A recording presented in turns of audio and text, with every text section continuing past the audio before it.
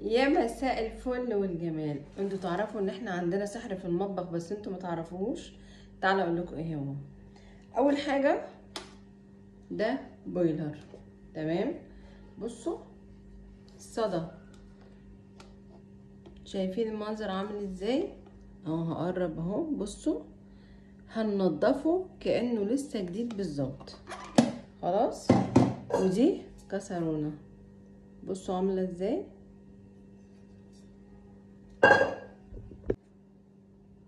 هنا اول حاجه هحط شويه من البيكربوناتو. بصوا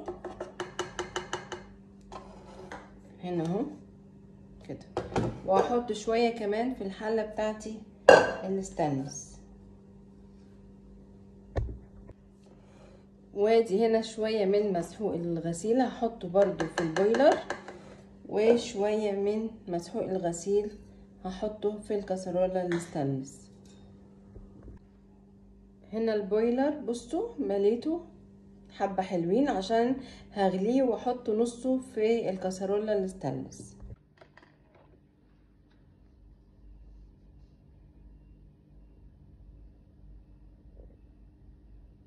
هنا بغلي اهو الميه.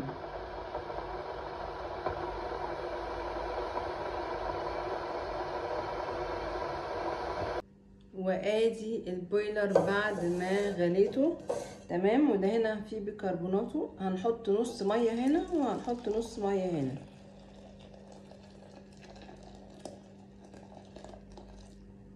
تمام، وهنسيبهم بقى ايه البيكربوناتو ياكل هنا وياكل هنا.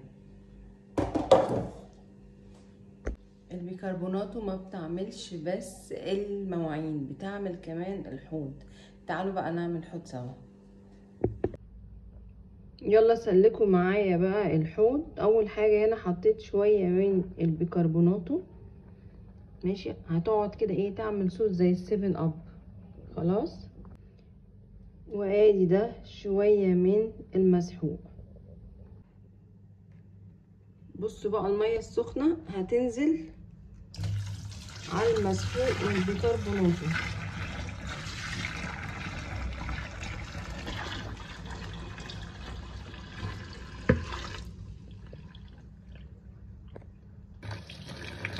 وهتفتح بقى ميه سخنه تنزل بقى ايه، هتلاقي البيكربونات مع المسحوق بيعمل ايه، بيسلك المواسير من تحت.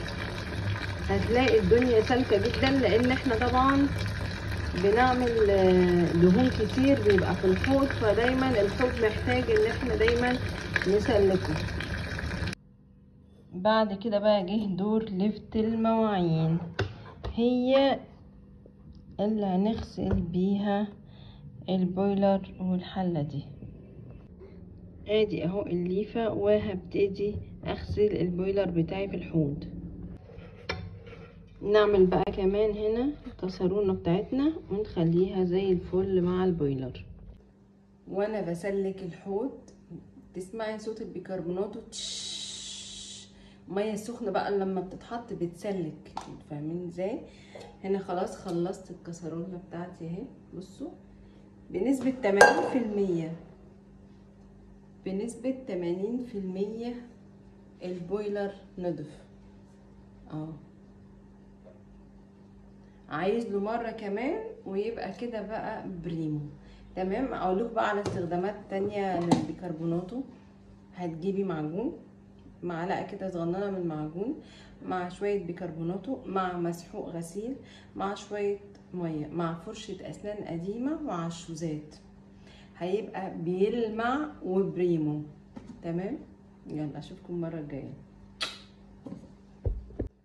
وانا بسلك الحوض تسمعي صوت البيكربوناتو ميه سخنه بقى لما بتتحط بتسلك، فاهمين ازاي؟ هنا خلاص خلصت الكسرونه بتاعتي اهي. بصوا بنسبه 80%، بنسبه 80% البويلر نضف.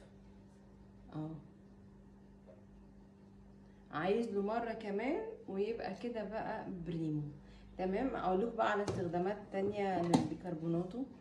هتجيبي معجون، معلقه كده صغننه من المعجون مع شويه بيكربوناتو مع مسحوق غسيل مع شويه ميه مع فرشه اسنان قديمه مع الشوزات، هيبقى بيلمع وبريمو.